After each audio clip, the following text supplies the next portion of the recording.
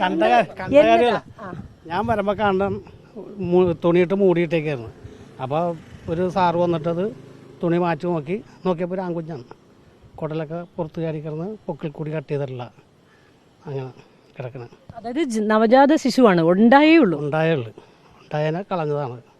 മുകളിൽ നിന്നാണോ എവിടെ നിന്നാണെന്ന് അറിയാൻ പാടില്ല.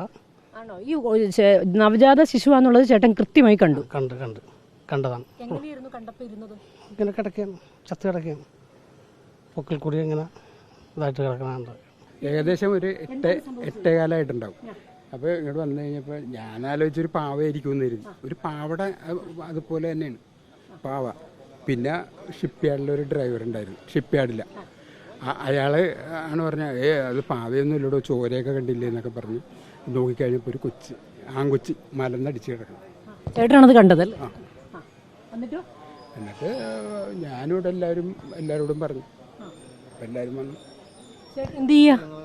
ഞാനിവിടുത്തെ സെക്യൂരിറ്റിയാണ്. പേരെന്താ? മോഡി. ഇത് ഞാനൊരു 8:10 8:10 ഉണ്ടാവുള്ളൂ.